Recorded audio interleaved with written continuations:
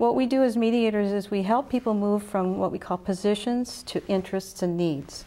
Positions are what people say they want, and needs and interests are what are underlying their wants. So I want that lemon, and the reason I want it is because, and that would be the underlying need. So if you have two people in the kitchen, they both want the lemon, and somebody comes in and cuts it in half, they might still be unhappy. It looked like a fair solution. When you ask them what their needs are, one person might say, I need the whole lemon, and the other person might say, I need the whole lemon. Well, what about that whole lemon is important to you? Well, I need the whole juice of the whole lemon for something I'm baking. And the other person, what's important about that whole lemon to you? I need the zest of the whole lemon for something. So there might be a whole different solution that would satisfy their needs, right? That one person really wants the peel and the other person really wants the fruit.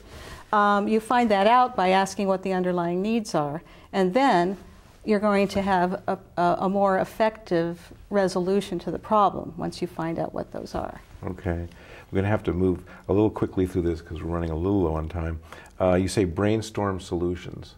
Okay, so that once you find out what those needs are, you can say, so can you see a way that you could resolve this situation with a lemon that would satisfy both of you?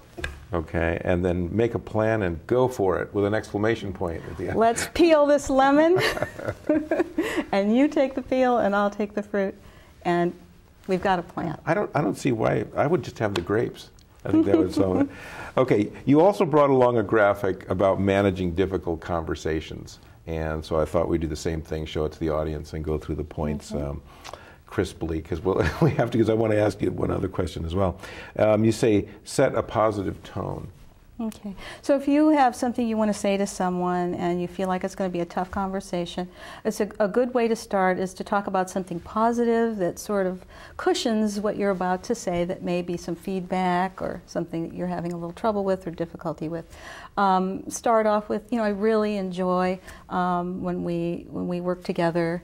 I really like being your coworker. I really like the kinds of things we've learned from one another.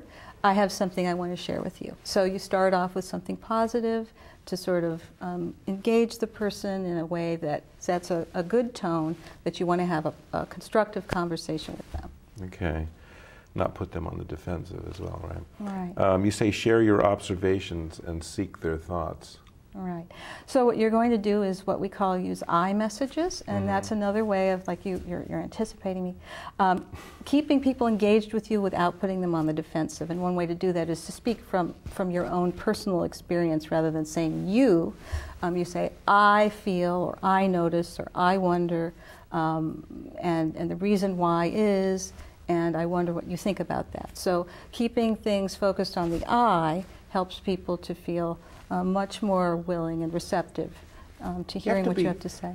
I'm violating, trying to speed us through this, but you have to be a little bit open to do that, right? To say, I feel afraid, I feel scared when you say, I mean, you're almost making yourself a little vulnerable. Or is that right, that you, to make these I statements that have to do with maybe weakness and fear, you have to have, well, can you just comment on that? It may feel like that for some folks. If saying I feel isn't comfortable for you, you could say I notice, or I wonder, or I've experienced, or the impact on me has been. So it doesn't always have to be from an emotion place, but it can be from an observation place, or this has been the effect on me, or just, but just letting people know, starting from an I place is less likely to have shut people down and have them be defensive than starting from a you place. Yeah, okay. You say ask open-ended questions and actively listen. Okay, so you'll want to, if you are starting the dialogue with them about something that that then raises a question about something that they're doing or some behavior that they have, you might do that in a way that keeps the communication flowing. So you'll want to use questions like, I'd like to hear more about that, or I'd like to know more about that. If someone says something to you, and or help me understand, something like that. Right, rather than so why are you late? doesn't really you're keep always people late. engaged and comfortable, then so tell me a little bit about what it's like for you in the morning trying to get to work. So it's just a style of communicating that keeps people open and engaged rather than shutting down and defensive. Okay. Speak from your needs and interests. So again, that lemon metaphor. If you talk about what your needs and interests are, you're more likely to come up with solutions that address the real problems that you're experiencing. So rather than saying, I want that lemon, so really what I need in our work relationship is in order to feel that we can be effective together. Mm-hmm. So speaking from, again, those underlying needs that are important to you. This reminds me of a book called Getting to Yes, because they talk about going from needs and interests, not positions, not like this is my my bargain or something. And that's a seminal book in our field. Okay. Yeah. Work together to develop solutions. So this is where collaborative problem solving comes in. It's not just going to be your solution, but it's going to be, what do you think we can do together to make this a better work relationship, and have it be like a team effort. A little bit from the other person, a little bit from you is going to make that a stronger agreement, so that you're, full participation means full buy-in, and that the agreement is more likely to be upheld if both people are participating in crafting it. It seems like everything you're saying applies to all interactions in life, right? Between two loved ones, at work. I mean, it could be almost on any level you can use these skills, isn't it? Right. It sure seems like it. And so we sometimes joke that we can use these skills with everybody except our immediate family members. Because we're blind in those areas. And you say show appreciation and follow up. So if the person has engaged with you and you've had something you wanted to say, validate that and let them know that you really appreciate that they heard what you had to say, that they shared their thoughts with you. They'll be more likely to engage with you in the future if they feel appreciated for what can sometimes feel, like you said, taking a little risk. Yeah. Now I want to go back to that other question about skills. What skills does a person, I mean, you've hinted around a lot of these, but the skills a person needs to be a really effective mediator or facilitator?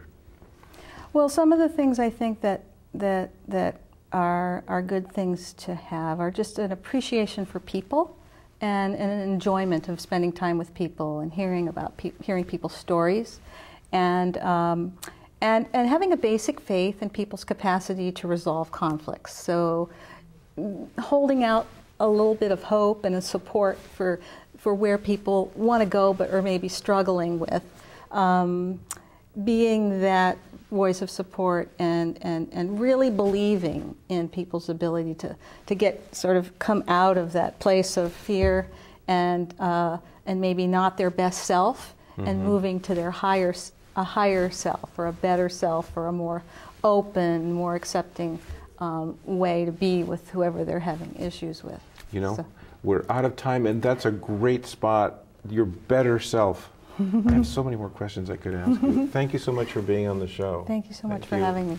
And thank you for watching You're Hired. If you have any questions about this show or suggestions for future shows, questions about jobs and careers, feel free to email me at steve@bayareacareercoach.com.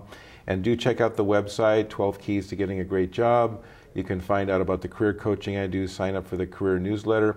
And I also add everybody who's been on the show to the list, so you can find out more. Maybe they can find out about some of the resources for all this, because we didn't cover the resources besides Getting to Yes. So you can contact Anne, and that's all at www.bayareacareercoach.com. Again, it's www.bayareacareercoach.com. I thank you for watching, and we'll catch you next time on You're Hired. And thanks so much for being on You're Hired. Thank you for having me. Literally, I had...